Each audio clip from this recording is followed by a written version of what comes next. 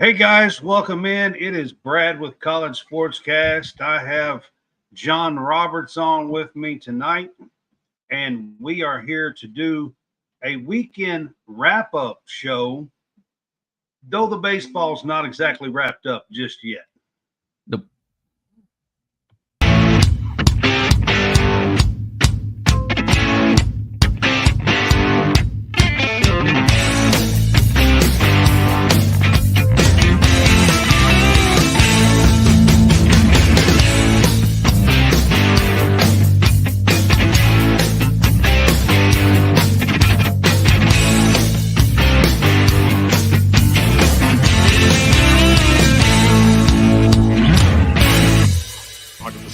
We executed. I heard a fan offer free Dippin' Dots if I blew it. Wanted to have some fun, execute. I had bombs. Stay as a team, execute, give 100%. Dippin' Dots sound good.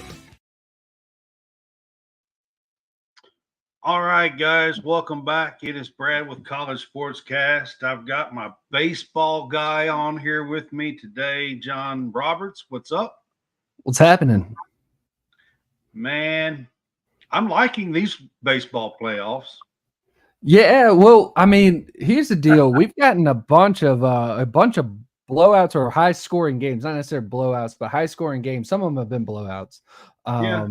But high scoring games, I think yesterday the winners averaged, because we went through, there was like 6 of them that had 10 runs went to the winner, and then you had an 18 run and a 2 run. So right, yeah. So they all averaged 10 runs. It was incredible, but again, it's high scoring. It's a lot of high scoring, so it just means the pitching feels like it's kind of waning out, or everybody's through their best guy first. Maybe game 1.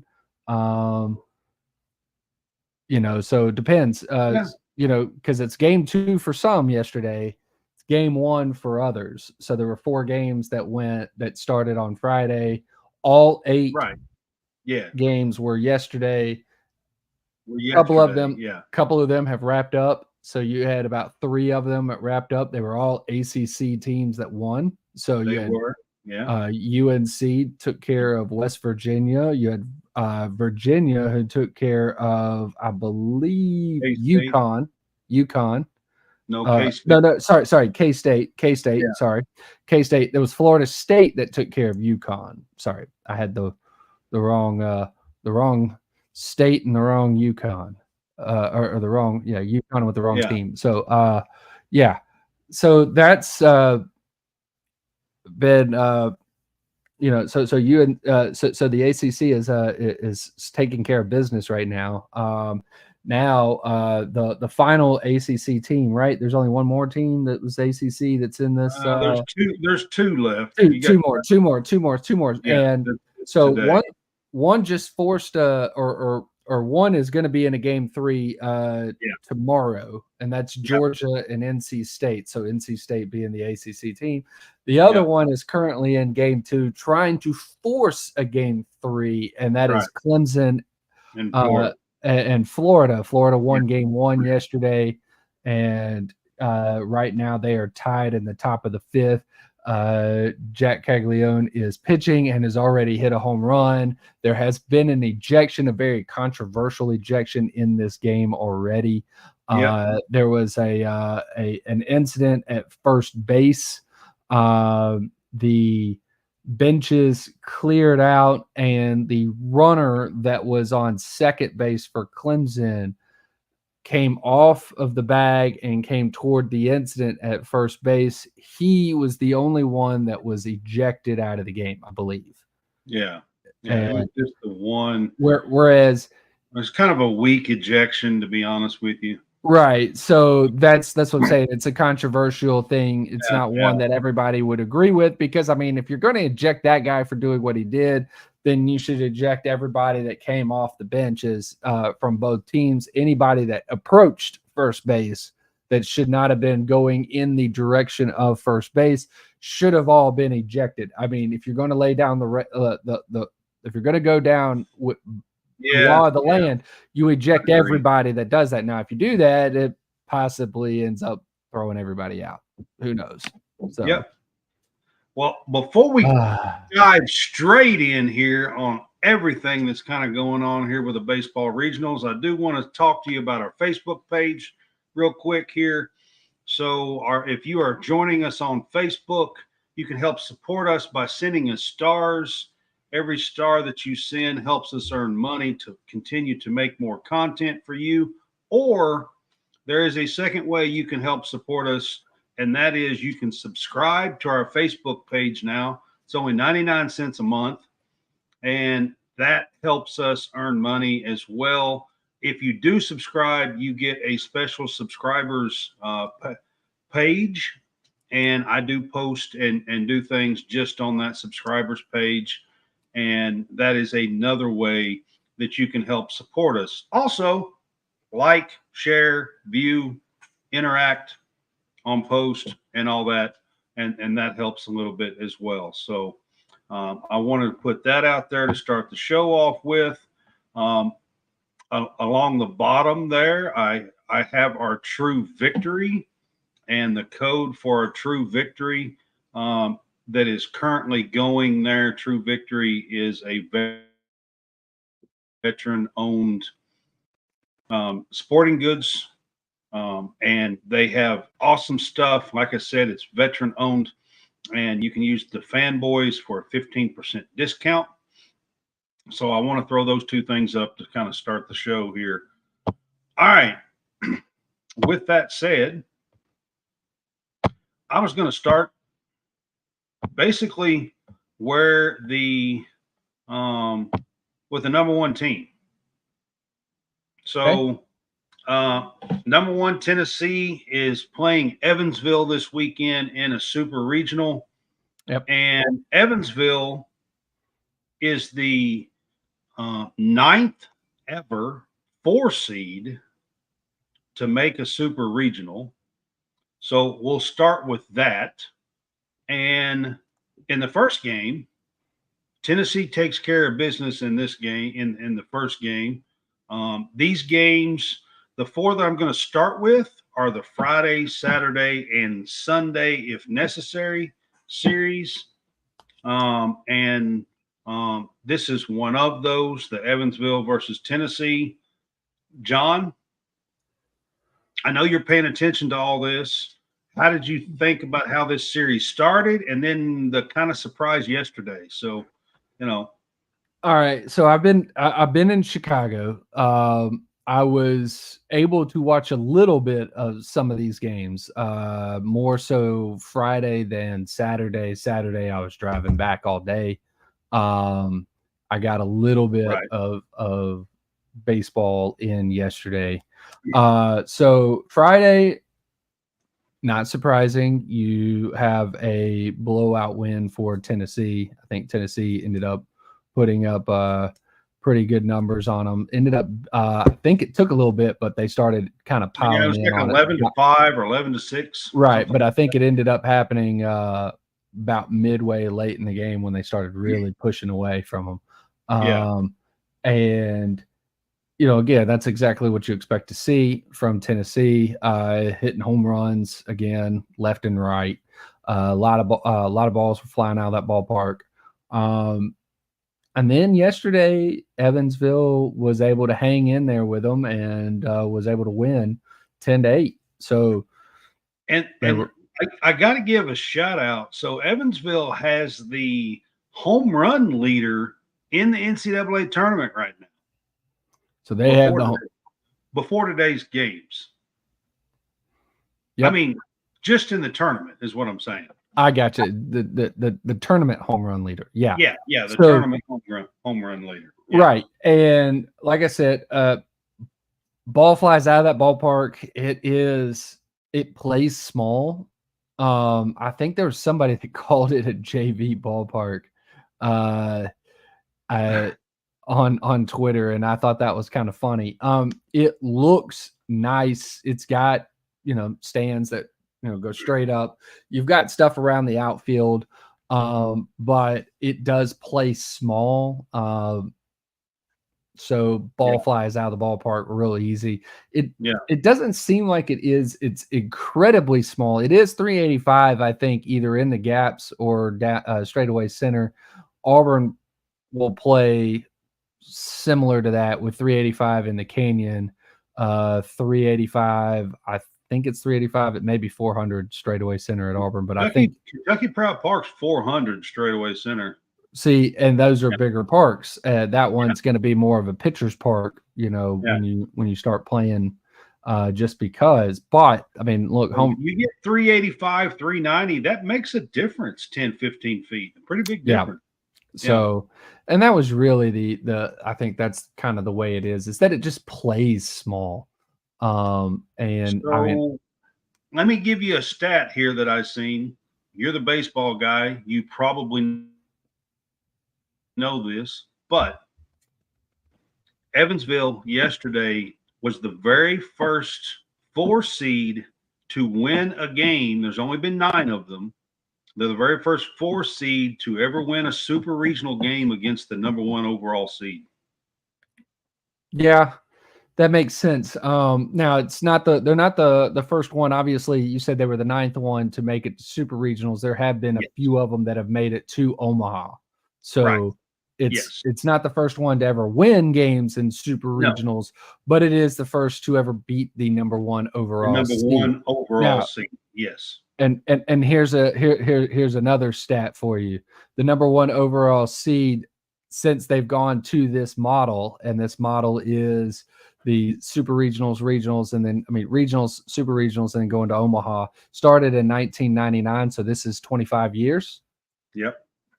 Only won the whole thing one time, and that was the very first year in 1999 when Miami did it. Right. So that's it.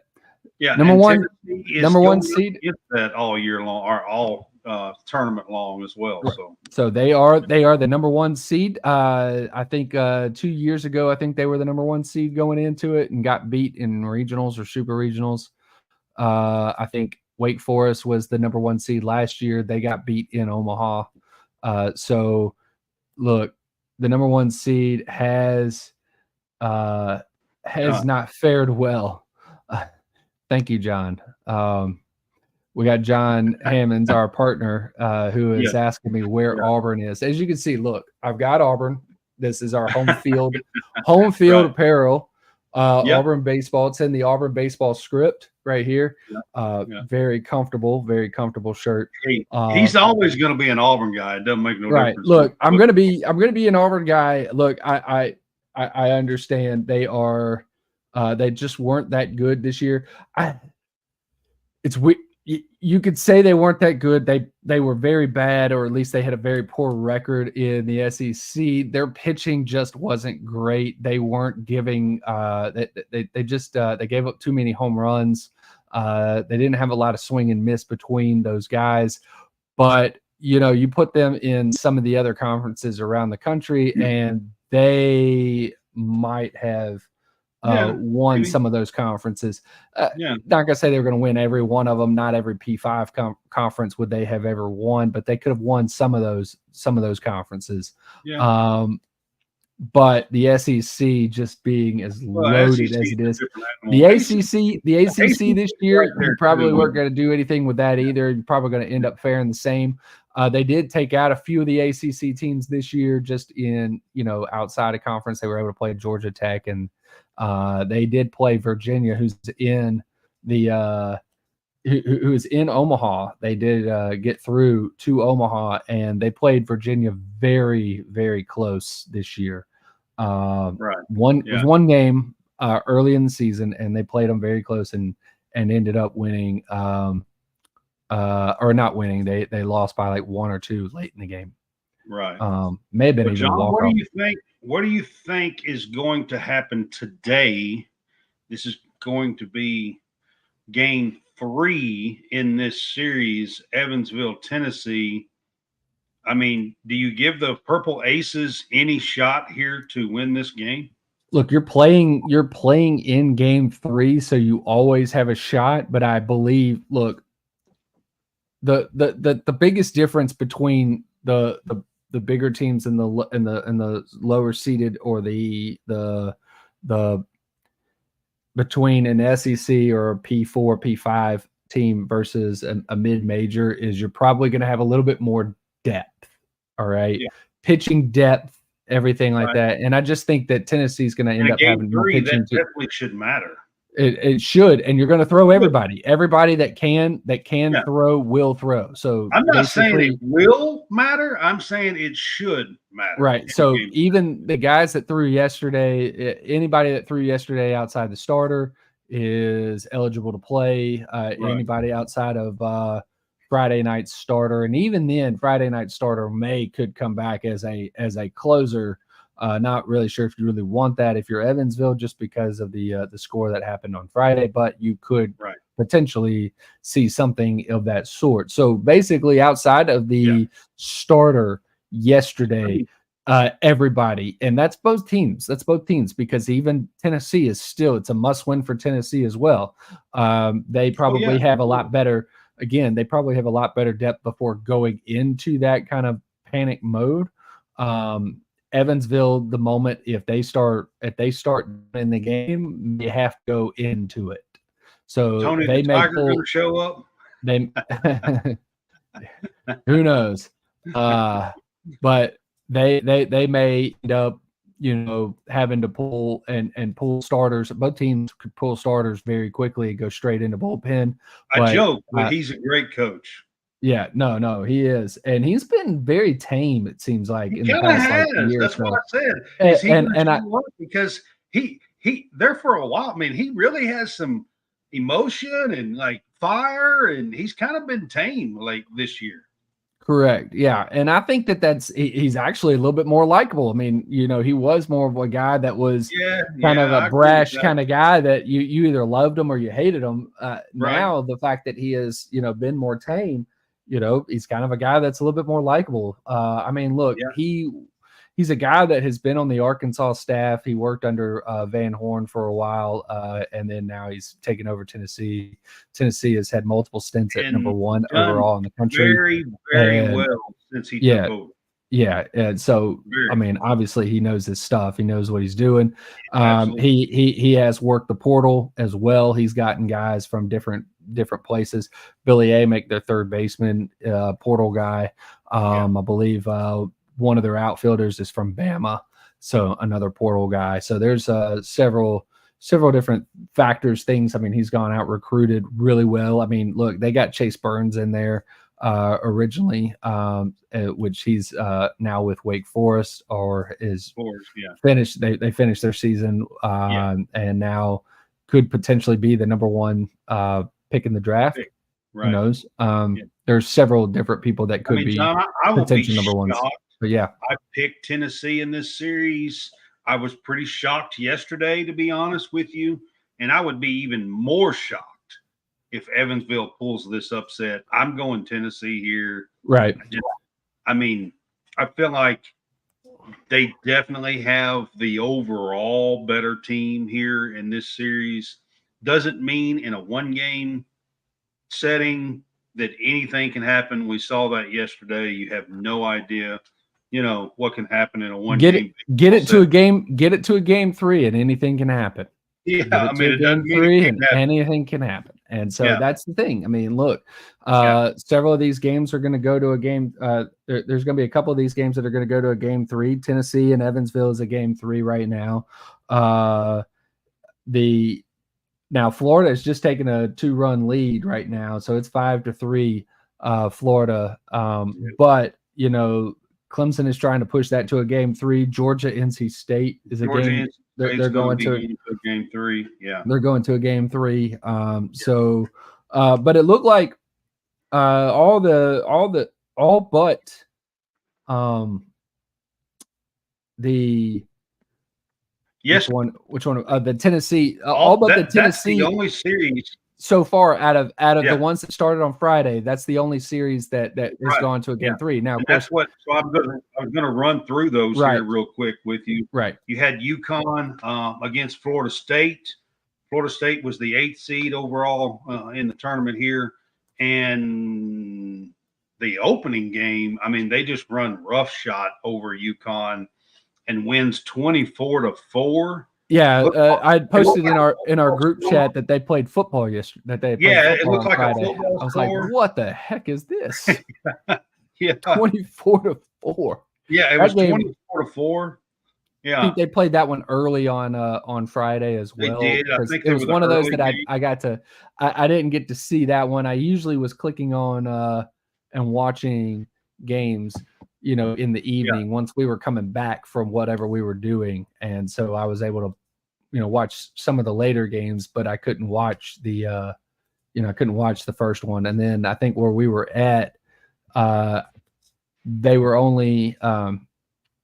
So we were in my brother-in-law's house, and so instead of going and pulling up my ESPN account and where I can watch, everything that's on ESPN Plus, which were 3 of the 4 games, I think I could only really watch one of the games. So I ended up watching that. So yeah, but yeah. And then yesterday the game was a lot tighter, a lot more close. And UConn actually may have tied or taken the lead once or twice. I'm not real sure. It was 10-8, but Florida State pulled it out late, and wins 10-8. And I believe they were the first team yesterday to advance to Omaha. It makes sense. Yeah, they were the first team, and then Virginia followed after that. Yeah, and then UNC was the night game, so they were able to. Was the nightcap last night. Yep. Yeah, the late game. Yeah. Yep. So FSU out of the ACC, of course, this is going to be a theme here over the next 3 that we talk about. Moves on to Omaha. 8 teams here move on to Omaha, and FSU is the first one to do it. And then, like you said, yesterday mid-afternoon was the K-State versus Virginia game. The Friday game was a very close game. There was a 3-run home run late, and Virginia won 7-4. I don't think it was a walk-off. I think it was like an 8th inning thing or something like that, I believe. But it was a 3-run shot that put Virginia ahead 7-4. It was a tie game, and that was on Friday. And then yesterday, John, it really kind of looked like Virginia kind of controlled the game a little bit better. They were controlling the game, and they started pulling away late in that one. I do remember watching a little bit of this one yesterday afternoon, evening.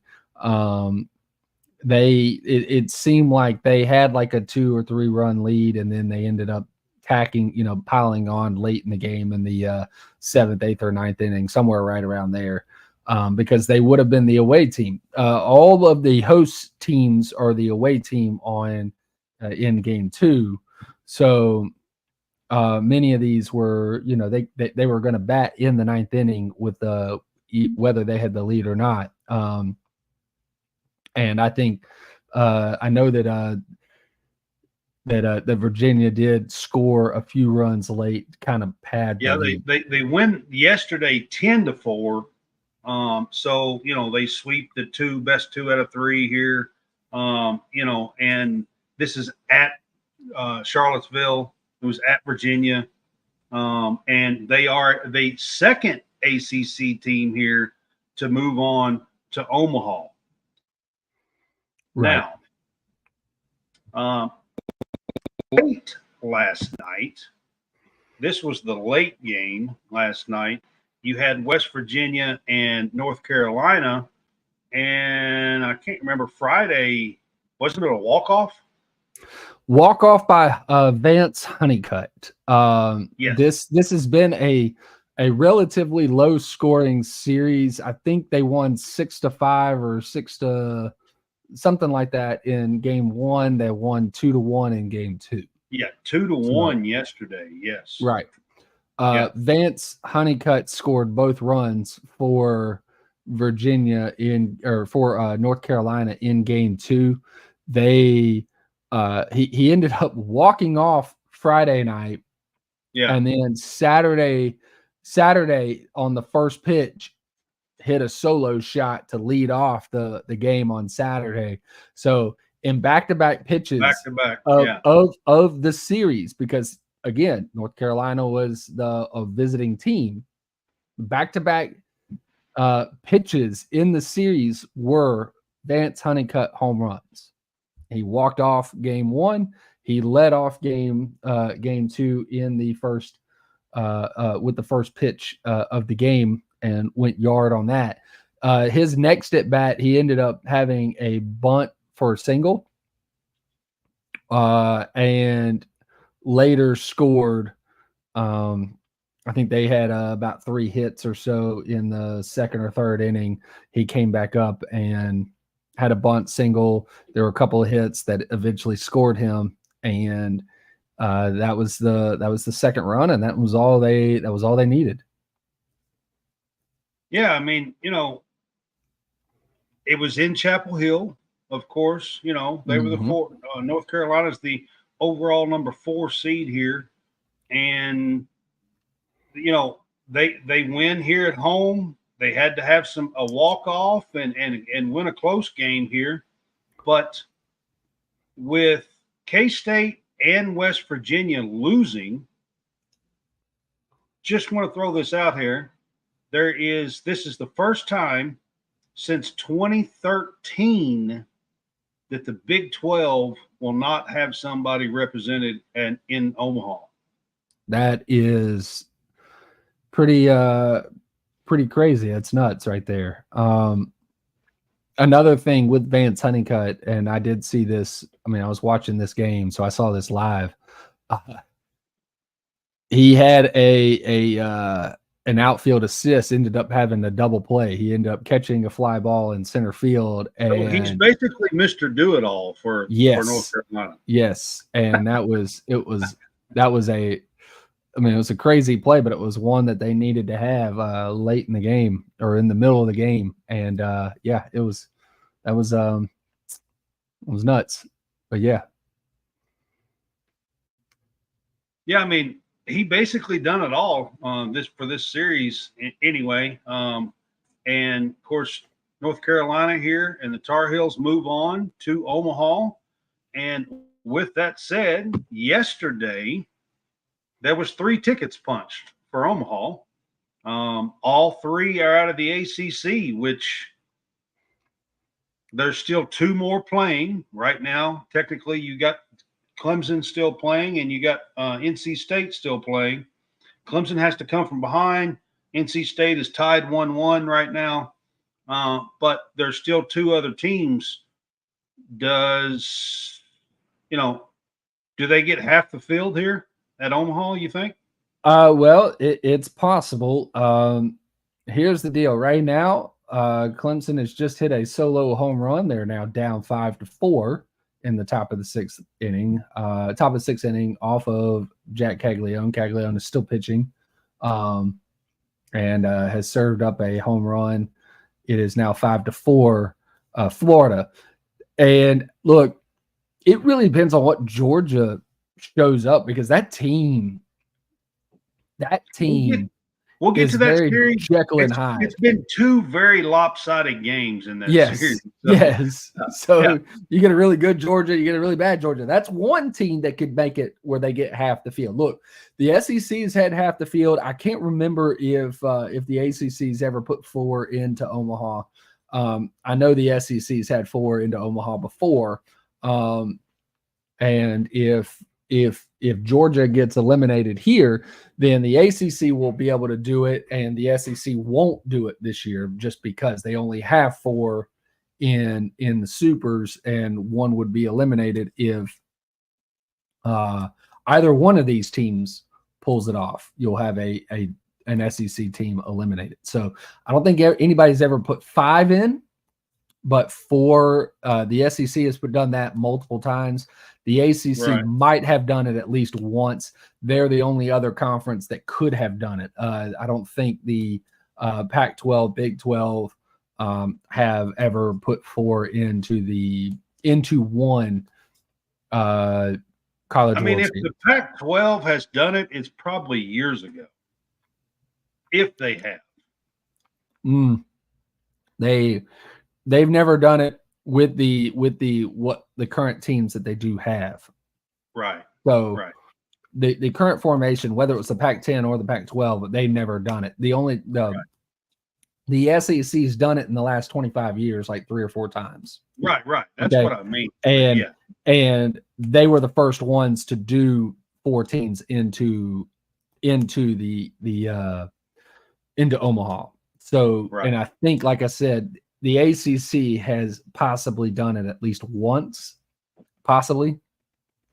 So it is not a far reach that the ACC has ever done. I think the ACC has done it at least once. I think I've looked this up and seen this. If not, then this is the ACC's opportunity for the first time to ever do it. That's not one that I researched, but I know that 4 is the max that any conference that's ever gotten. I do know that. Yeah. And the SEC's done it multiple times. I just can't remember if the ACC has ever done it once. Right. Because they'd be the only other conference that's done it, if it's been done before by another All team. right, man. I'm going to try to move on here to the Kentucky game last night. Okay. Kentucky played at the 6 o'clock Eastern time window, I guess you could say, TV window last night. And for the very first time ever, they are playing a home super regional. And yours truly bought some tickets and went to the game last night to open it up, to be honest with you. It was my first time ever being at Kentucky Proud Park. Kentucky Proud Park has only been there 4 or 5 years, maybe something like that at the most. It's a great venue, great place to go see a game. It was absolutely packed last night. Got to say, they set a record crowd. They've been doing that a lot. Nearly 7,500 people there last night. Yeah. Yes, they have, but they set another record last night in the Super Regional. I kind of expect that record to be broken tonight. Yes. They play the late game tonight, and I kind of expect that record to be broken tonight. But so Kentucky is there's only 2 of these 8 Super Regional team are matchups that have ranked versus ranked, and Kentucky versus Oregon State is one of them. Oregon State is a 15 seed by the NCAA tournament committee here, and Kentucky was the 2nd overall seed. And this is one of ranked versus ranked. Oregon State, up to the last week or so, there was many saying that they might get the top 8 seeds. Right. They lost a couple of games to Arizona late, and that's the reason why they dropped to a 15 seed here. But they do have a really good team, and Kentucky played excellent last night. Absolutely just excellent. Yeah. No, when I turned on the TV and it was 11-0, that would pretty much mean that either one of 2 things happened. One team absolutely fell on their face, or one team was just showing out, or a little bit of both. But yeah, so it was a little bit of both, to be honest. 11-0 is a strong game 1 performance. So for your sake, I hope they do it again. They've got one of the best hitters, and they got one of the best hitters in baseball, Travis Bazzana. He is probably going to be a top 5, maybe top 3 pick in the MLB draft here at the end of the month. And they kept him in tow last night. Listen, Trey Poozer, if you don't know his name, he's been magnificent in the postseason. And leading up, a game or 2 before, he has just been – he's got a .047 ERA in the postseason. That's kind of good. That's yeah, that's okay. And he's a starting pitcher. He pitched 7. So between him and the reliever last night, they pitched a one-hitter. I was about to say there was a one hitter last night. So It was you guys a one hit. You guys one hit a team that was in the College World Series, I think, last year. And but yeah, I mean, it was just that was actually no, they weren't. They weren't. You know why? Because Auburn put them out. Auburn put them out. Okay. Yeah, I believe so. Unless I'm blurring 2022 and 2023. When Auburn went to the World Series last, they went to Corvallis and won the Super Regional in Corvallis and beat. But I think that them. was And year I think before that was. last. So you're saying 2020? Yeah, that's right. It was 2022 because 2023 Auburn hosted and didn't get out of the regional. That's what it was. Sorry. So Right. 2022 was a year. I mean, look, Oregon State's has been in the mix. Didn't they win it all? Didn't they win it all against Arkansas in like 18 or 19 or something like that?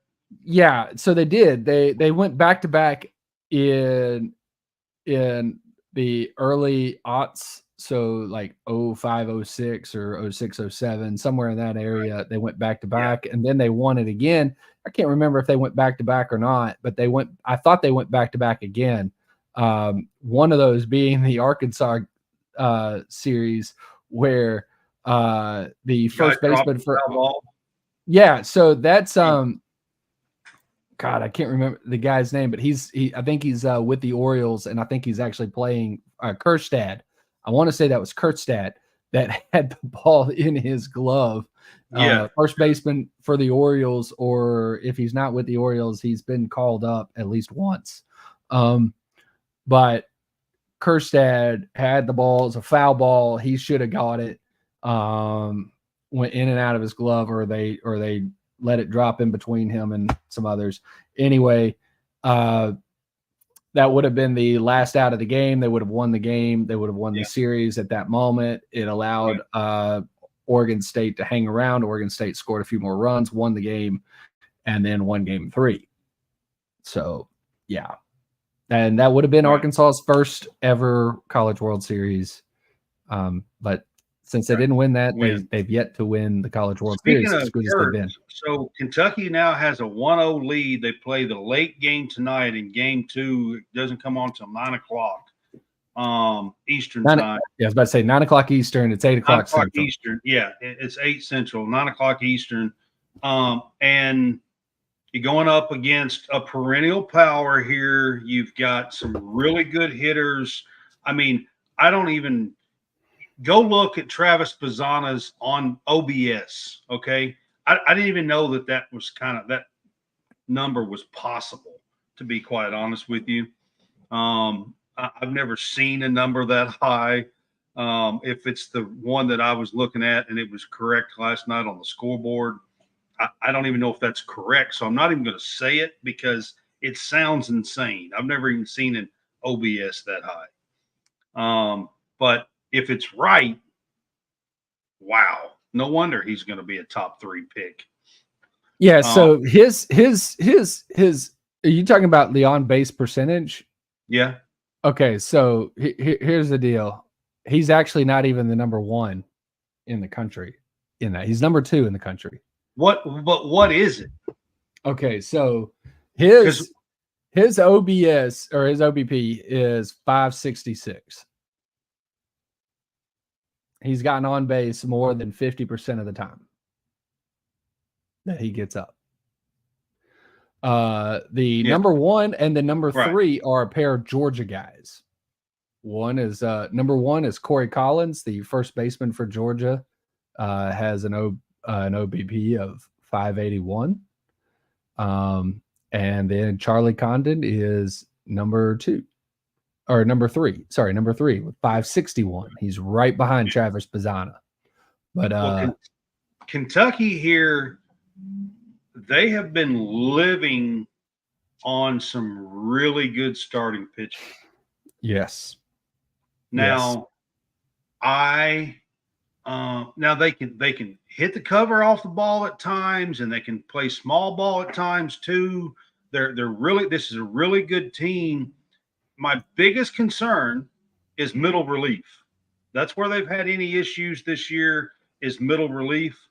So if we can get a starting pitcher tonight, and I'm not sure if they're going to go Mason Moore here tonight and try to close this out. Mason Moore has been the Sunday guy all year. He was the third game guy last week in the regional. So I don't know if they're going to wait and do Mason Moore possibly tomorrow. Well, here's the thing. Look, because they won game one, there is a guarantee that if they lose tonight, that they're still playing again. Okay. Yes. Yeah, absolutely. Yes. Yeah. So I would say that if they had lost game one, you would definitely see Mason Moore. Yeah, I agree with that. So it is a possibility. I'll go look and see if they've even announced anybody as a starter. I don't think they have yet. Do they announce starters in? I don't know if they announced starters in college like this. Yeah. So I think that's kind of. Well, Mason Moore has a 20.1 zero earned run streak, 20.1 innings in the NCAA tournament dating back to last year, and he pitched 4.1 innings against the LSU Tigers last year in the Super Regional and shut them out for 4.1 innings as well. So yeah, you guys remember how good LSU was. I don't know. Yeah. But Kentucky didn't win because he only pitched 4.1 innings, but Mason Moore was lights out even with that line. Oh, yeah. Oh, yeah. Yeah. So I don't know if he's going to pitch tonight or not.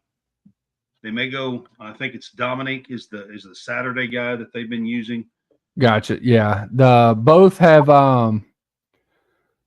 as of right now, both as far as I can tell, both are TBA or the TBD. Yeah. So yeah, I don't think they've announced anything yet.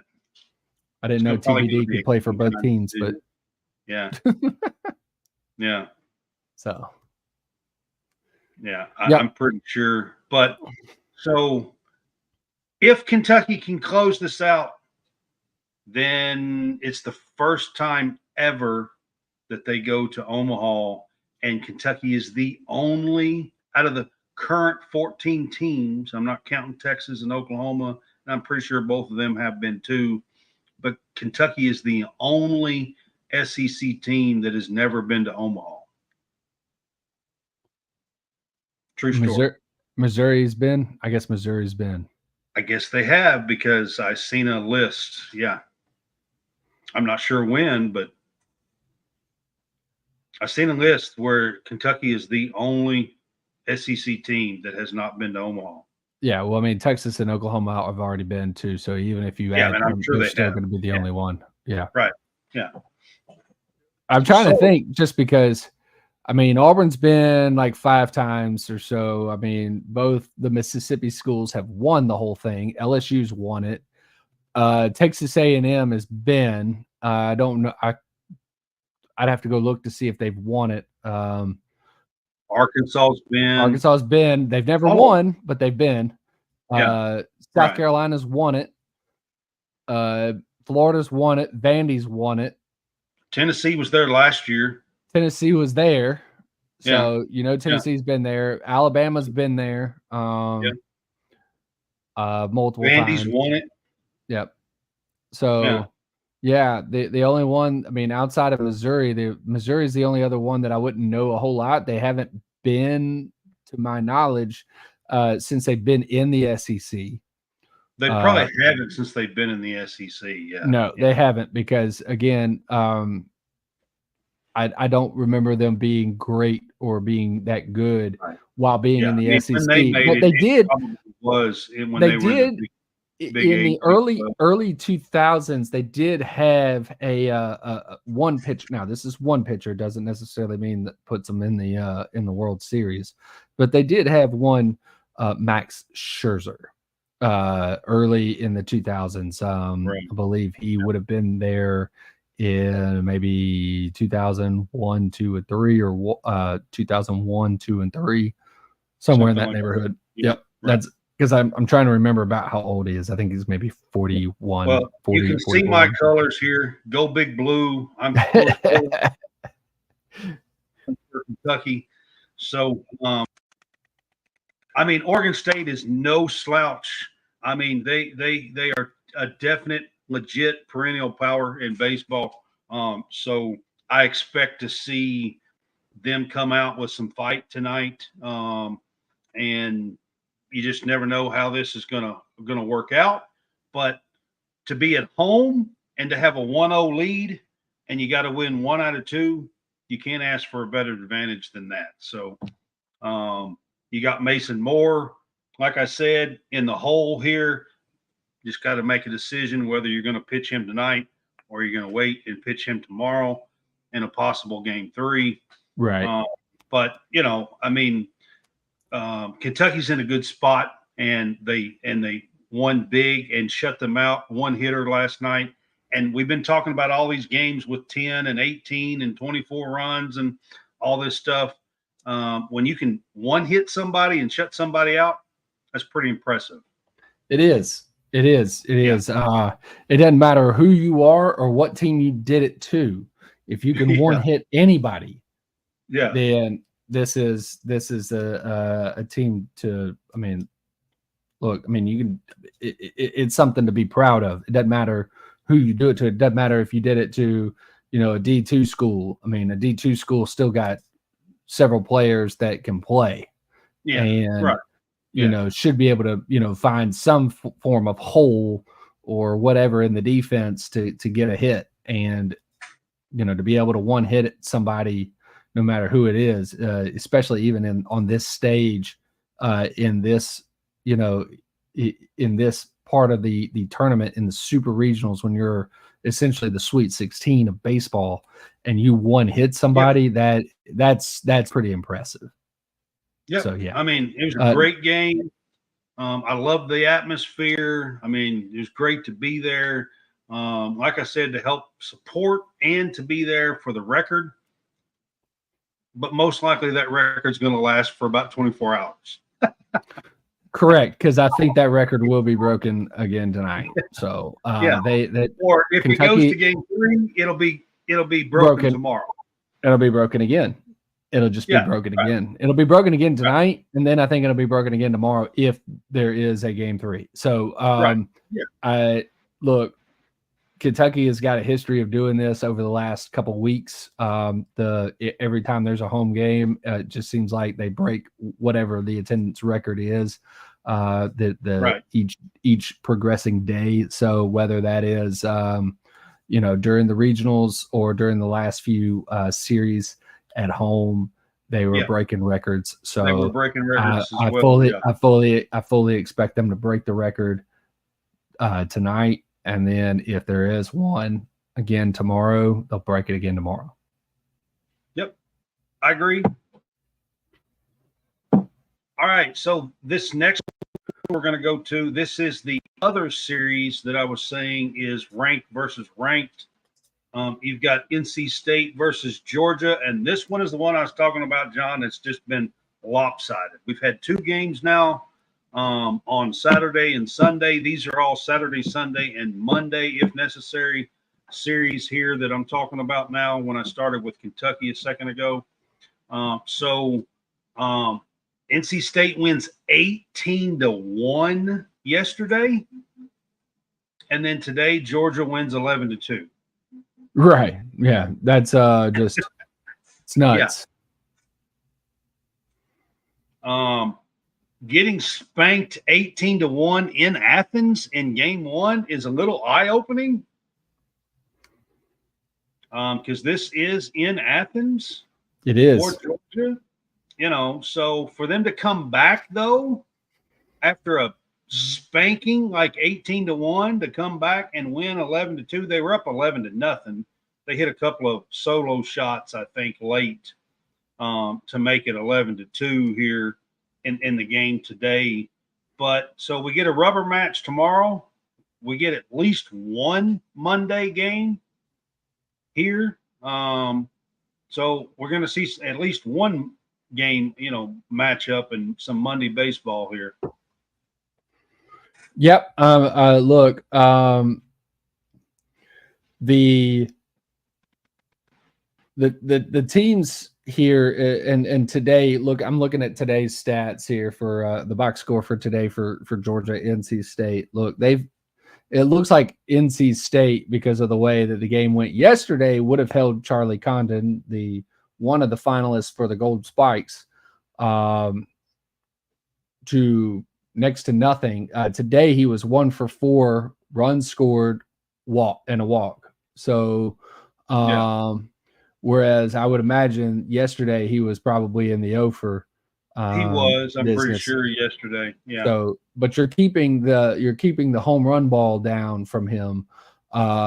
Now, but he had a few teammates to hit the long ball today. Correct. So you got Slade Alford, you got Corey Collins, and you've got Totes, or whatever his name is hit a home run today, and along with Phelps, the DH. They all hit home runs today, so they were able to still hit the long ball. They don't have to rely on Charlie Condon, right. But the fact is that they've been able to keep Condon at bay, and then on game 1 they kept everybody at bay. I mean, look, Georgia's got some offensive players on their team, and those guys their question mark really has been pitching. Correct. Yes. They've been able to score a lot of runs, and it is pitching, and obviously pitching was not great yesterday. Pitching is still but today ended up being very good with like I said, they were ahead 11-0 really, and they hit a couple of late solo shots, I think. Right. And to make it 11-2. Right. And Finley went 6.2 innings, had 8 hits, 1 earned run, and 5 strikeouts, and they were able to use their closer, Zeldin. He came in for 2.1 innings and gave up 1 hit, 1 earned run, and had a strikeout. So, but yeah, that's something that they've been. Look, Zeldin's been pretty good, but yes, the rest of the pitching staff has been hit or miss. And so when they're on, but when they're not, Georgia's offense has got to be the one. I mean, the big question here is now you get a Monday game in Athens. You get SEC versus ACC. ACC's already got 3 in. Right now, where we're sitting right now, the SEC has none in. Correct. But they could possibly have up to 3 in by the time this game takes place. Yes, because Kentucky could win tonight. Correct. A&M can win tonight. Correct. And Florida could win right now. And Florida could win today. Right. Going on that. Yes. Yeah. And they have a 3-run lead in the bottom of the 6th. And they're threatening. 3-3. Yeah. It could be 3-3 just in those games there. Yeah. But this is going to be ACC, SEC. More than likely, this is going to be a 4th team for one of those conferences. I don't know that for sure. We'll see how everything goes, but I think that might be how this plays out. And if not, it's at least going to be a 3rd team, I would think, for the SEC.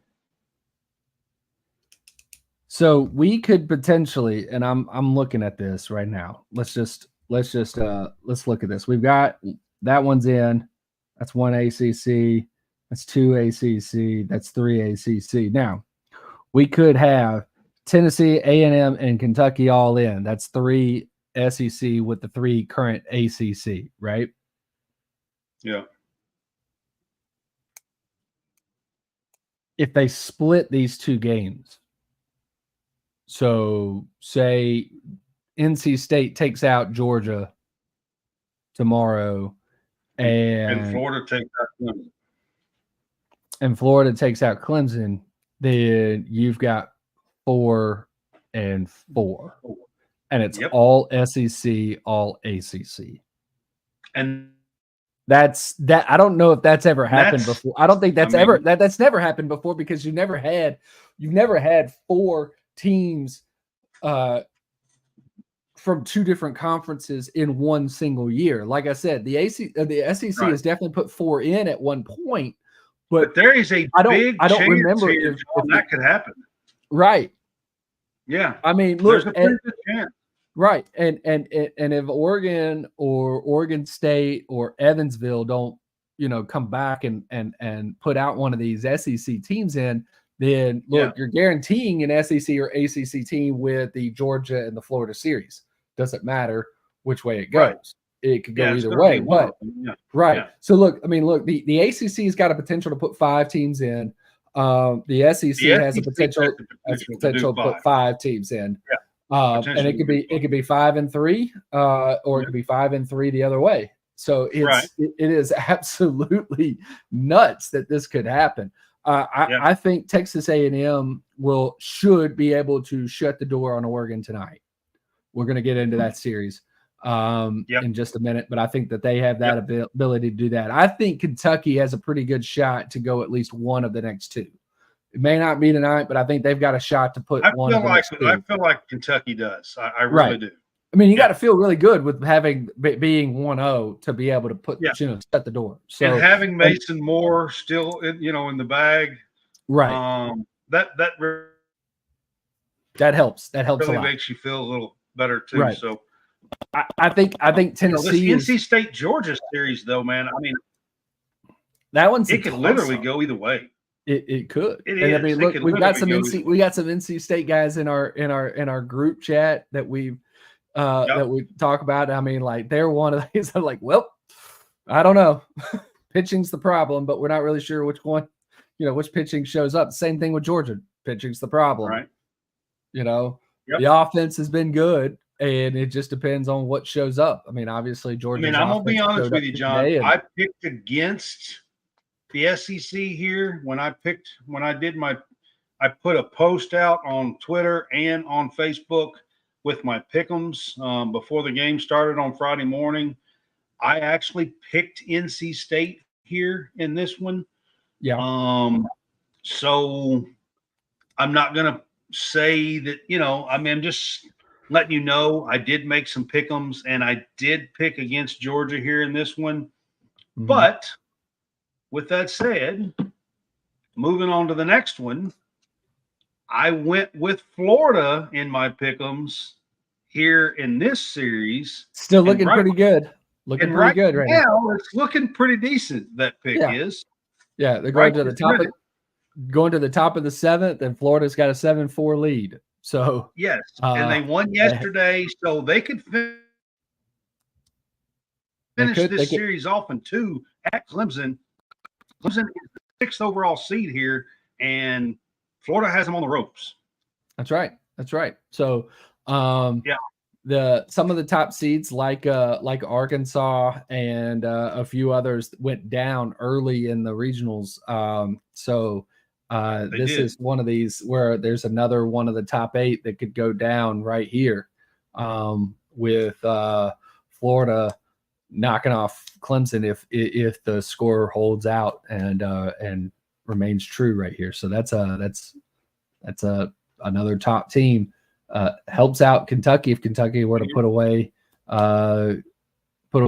Oregon State tonight, then just one less juggernaut to have to go through, in Omaha. Right. So. Yeah, absolutely. That's for sure. I mean, listen, Florida is a beast in itself. I know their record. I know they were barely hanging on. I know they were barely above 500. I get all that. They struggled at times in the SEC, in SEC play, But man, they have such good hitting, and I mean they're just Caglione right now has been on a tear. I mean, he's murdering. He's not just hitting the ball out of the ballpark. I don't know. He's not just hitting the ball out of the ballpark. He is absolutely crushing it. Because what was it last week? I mean, was it last week where he hit one, or was it yesterday that he hit one that there's a track, and I can't remember if this was at Clemson or if this was in Florida. Track behind if it was in Oklahoma State or if it was at if you're talking about I think you're talking about the Oklahoma State one. Okay, so that was the Oklahoma State where he put it on the track. Yes, I mean he smoked it. I mean, so today's home run. That's right, today's home run too. Today's home run, okay, it's a breaking ball that drops. It's at his knees, okay, and I mean, you're not talking about high heat and all this stuff. I mean, it's a breaking ball, and he reaches down in a way that most hitters would never be able to do. Okay, he hits this ball like 440 feet over the batter's eye. I mean, yes, the batter's eye. That's where it went. Yes. Yes. I mean, that's straight murdering the ball. Again, what you said earlier. I'm piggybacking off of what you just said. It's He's unbelievable. Murdering the ball. Yeah. Yes, he is literally murdering the baseball. I'm serious.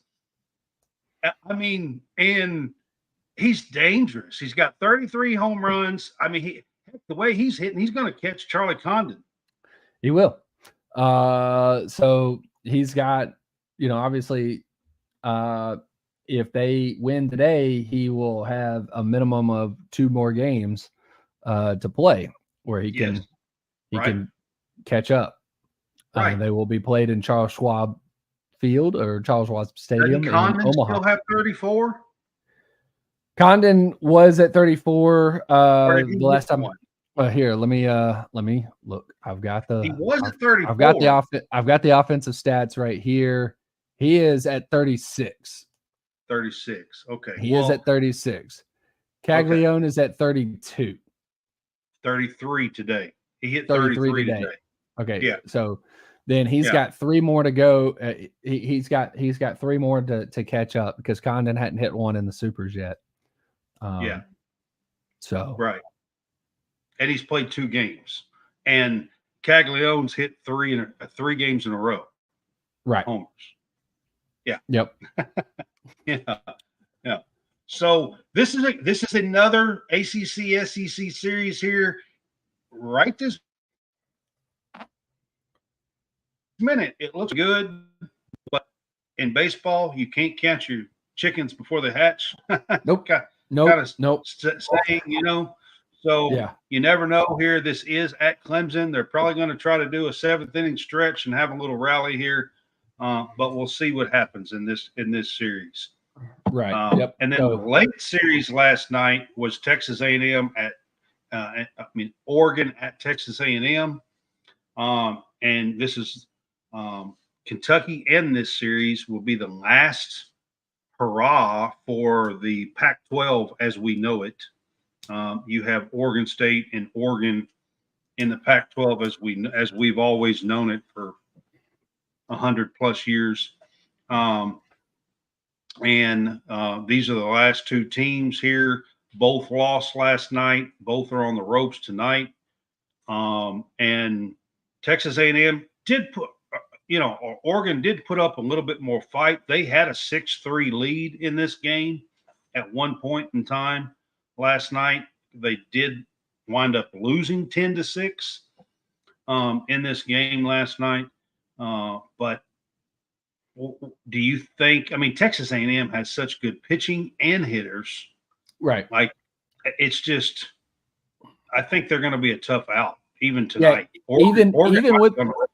So yesterday we had one of the game's best hitters go out with what looked like a broken leg, Braden Montgomery.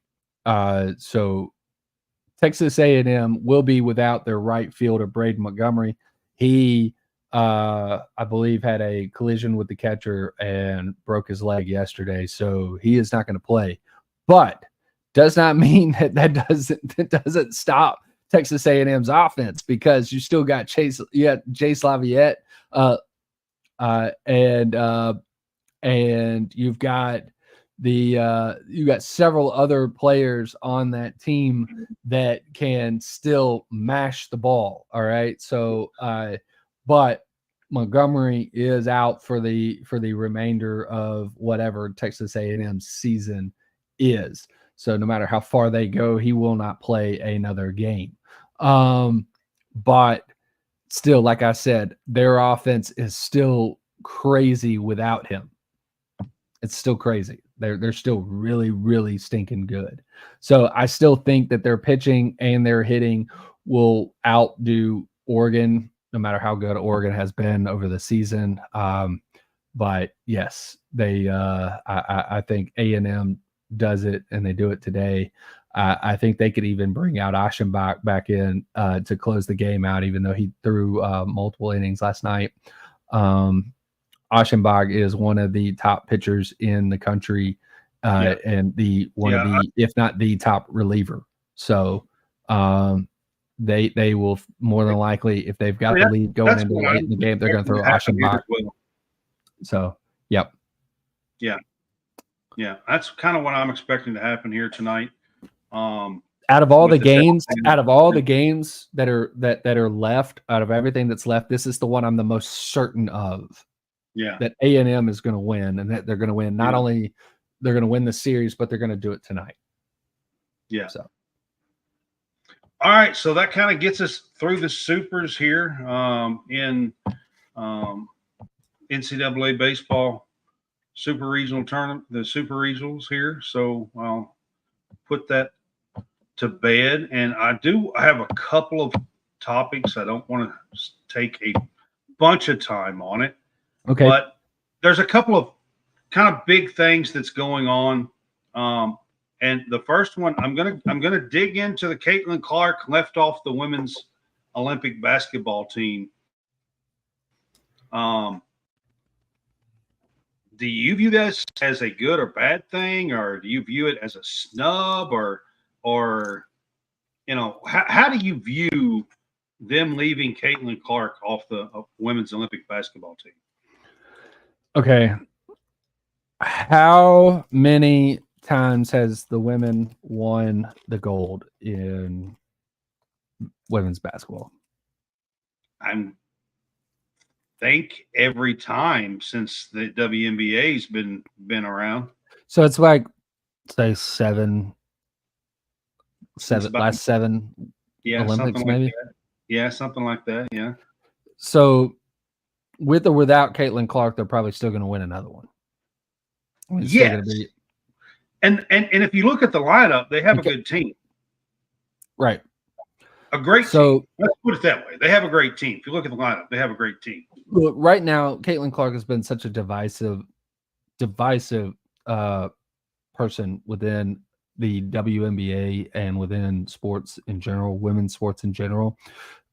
To have her on the team, if she were to jump somebody on the team, being a rookie this year, that may cause even more divisiveness within the locker room. I think that her not making it this year is not really a big issue. I think this will give her time to... Here's my only issue with it, okay? Mm-hmm. My real issue with it is this. Caitlin Clark brings eyes. Fans love to watch her play. Not only does she bring eyes, she brings tickets with eyes as well, okay? But viewership and everything is massively upgraded when Caitlin Clark is on the floor. And my thing is this.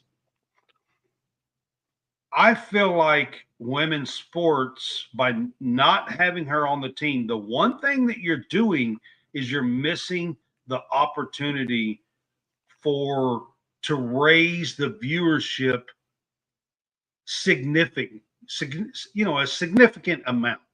Okay. And to have lots more eyes. And I'm gonna.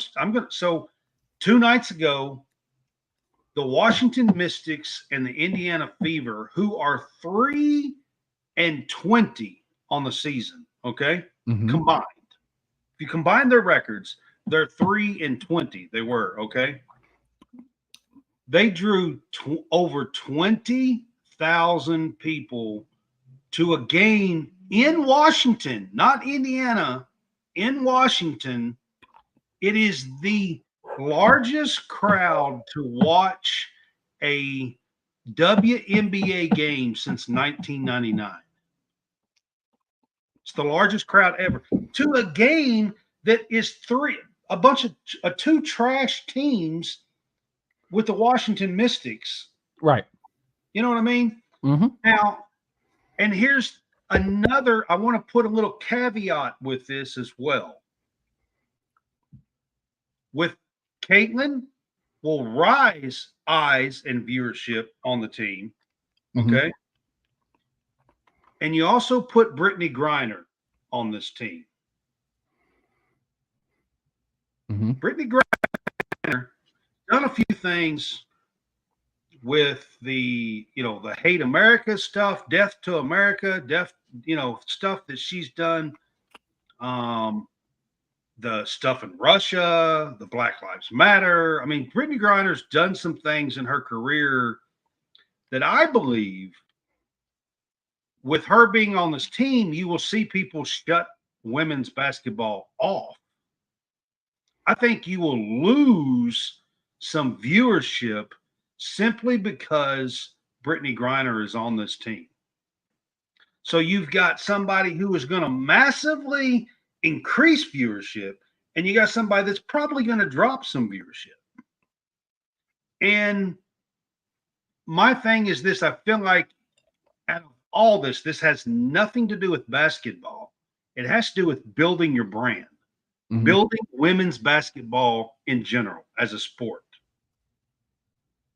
I feel like the USA Olympic Committee here is missing an opportunity to help build women's basketball in general. I mean, look, they could be, and it is possible. I mean, I know, look, that she brings eyes and everything to the team.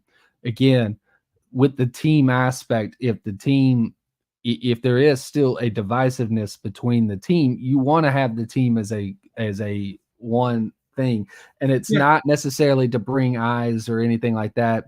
I would say that it would be a missed opportunity if you're talking about maybe all-stars or anything like that, because it's a whole league or whatever controlled. But when you're talking about the Olympics, the Olympics aren't controlling what the eyes like. It's not a U.S. thing or whatever. No, but it's viewership. I get it. But I think this is more of a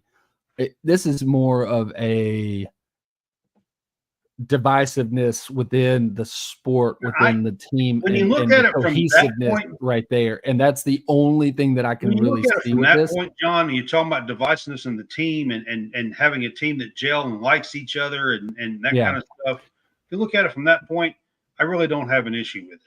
And I think, look, honestly, in the next 4 years, when she's been in the league for 4 years, she will be hands down, she'll be on the team, and that there will be more of either a likability within the locker room or whatever.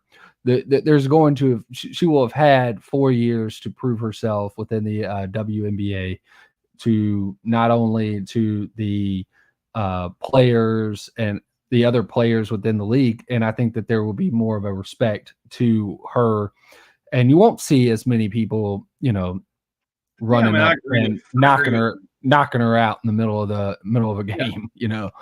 Yeah, I agree with you. Probably not going to see that as much. And when you do, if something like that were to happen, you're going to see more calls and more flagrants go against the people that are trying to do that. Up. Right. That's what I'm saying. And her team actually coming to her rescue, because that's the other thing. The team's not really doing a whole lot. That's one thing you're not seeing right now. Yeah. So I think that this is more of a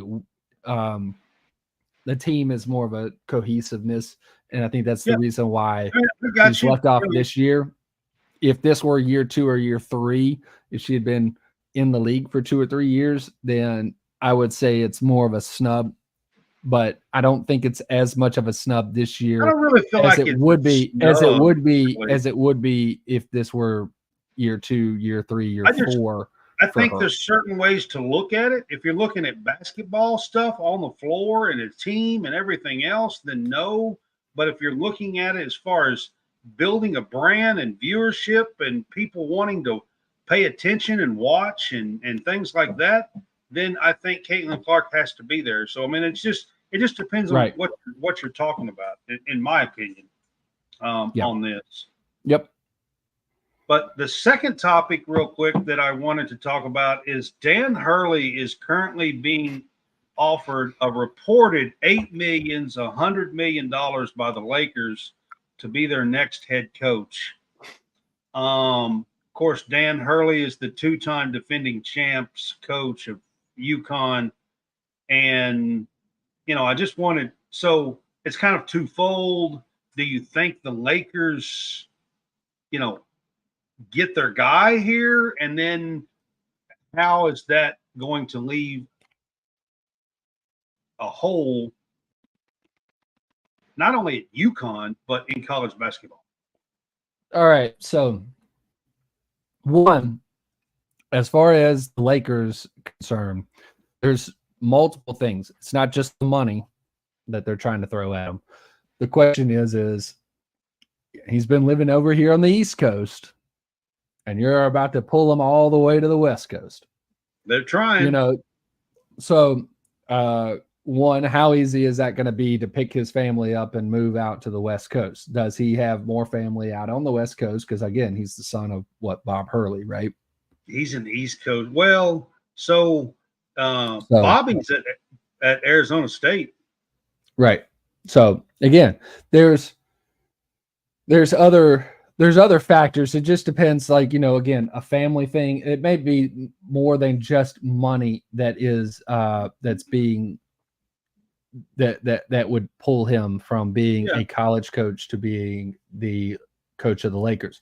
I was watching ESPN and they had several different pundits on, and one guy was just like, he'll have every opportunity to coach at any school if it doesn't work out with the Lakers, or at any time in his career. He could coach anywhere. To come back into college. He can coach anywhere. He said, but there's only one Lakers.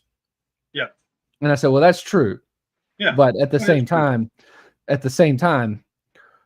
you got to understand who he is and what he's about. Now, college coaches now with NIL, because there's so much uncertainty with the NIL, and that there's a lot of college coaches that are out there talking about how the NIL is a detriment to what they're doing. You are getting more professional now that players are starting to make some money. They're starting to garner more attention doing that.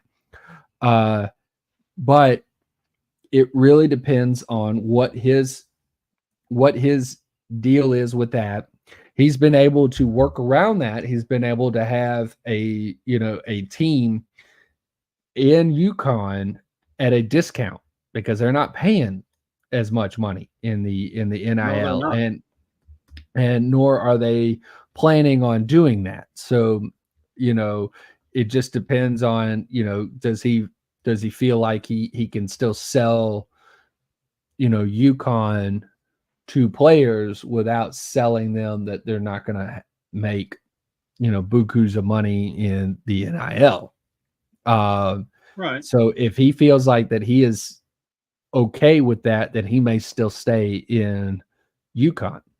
If he leaves and UConn's got to hire somebody, what kind of domino effect and what kind of hole? I mean, who do they go after? What kind of hole is that going to leave? Like, it's pretty interesting to think about. I mean, yeah. I mean, you think about, when Steve Spurrier left Florida for the NFL. And the portal's been closed for over a month, and a lot of the players are already gone, so that would open the portal for UConn players. It would. But then there's anybody left in there. So, it makes you think, well, what happens to UConn, if they hire somebody and a bunch of the players leave? Right. I mean, it's just in today's world, being this late in June, in June now. And it could cause a massive domino effect, because you could have some big name coach from from Team X go to UConn, right? Well, then that opens that team up to the point. And then so on and so forth, depending on how this works out. So if they keep, like, say, somebody on staff or whatever, and that person takes over, then it starts and stops with UConn. Have the massive thing, right. And it could be that everybody stays. Everybody may have jumped into the portal, but they may all could come do back. that. They could hire the Luke Murray guy, right? That's been kind of his right-hand man there, and they could do that if that happens. So it's not like it's out of the realm of possibility. It is a possibility if he doesn't bring him along with him, right? So it's kind of like, So who knows? That would be a. And it just really depends. This whole deal just really depends on Dan Hurley's comfortability with the NBA model or his uncertainty with the NCAA model. I mean, it's really, I think that's what it really. I'm going to be honest with you. So boils down to. It's not been even 2 months ago that Kentucky was making some offers to Dan Hurley. Right. And they made some pretty wealthy offers. I had heard up to $12 million a year. If you figure 8 years, $100 million, that's 12 and a half, I think, if you figure that right. So Kentucky made close to the same offer.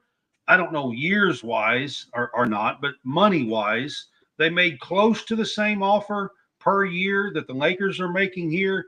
And the reason why I'm bringing this up is because when Kentucky went after him, one of the things that I heard that was kind of a sticking point for Kentucky that would have been against hiring Dan Hurley was that he had NBA aspirations. Okay. So that was one of the things that I heard through some of the stuff that that I was listening to, and people that commented on things, not commented, but told me things, sources of a few little here and there. I had heard that Kentucky was worried that if they brought him here and he'd done something in a couple of years, that he would just take off and go to the NBA. Right. And that he had NBA aspirations. Now, I'm going to be honest with you. When the Lakers come calling, if you've got NBA aspirations, then that might be it right there. You're adios. Yeah. 86 college. You're now headed to the NBA. NBA aspirations. The only other team, and this is specifically for Dan Hurley, okay? Because Dan Hurley is a New York, New Jersey, Connecticut guy. He's been in that. That's the family and everything. That's who they have been. He's married to a New Jersey woman. He's an East Coast guy. So the only other team that I would ever think that he might have a little more interest in would be the New York Knicks. I was about to say the Knicks, right? Because that'd be it. Yeah, and that would be it. Okay, so if you've got NBA aspirations, the Lakers calling may be it. I mean, I don't see how you could pass that up if you've got NBA aspirations. Strike while the iron's hot. This is because honestly, Kentucky having worried about that, you're dealing with the guy that took a team back-to-back years and won the national championship. So if you're Kentucky and you were thinking that, I mean, it's possible that Kentucky was thinking, if we hire him a few months ago and the NBA came calling this year, now, Yeah. that they would have to go and search again. So it Right. would be, that was something that they probably were more worried about than, him winning in a couple of years and Yeah, then I'm going. just Because saying, I think I it's had more of heard. a we went after him this year Yeah, and he didn't even coach a game because he went to right. the NFL. Yeah, He went to the because he NBA. left in June or July or whatever. Right. Here. Right.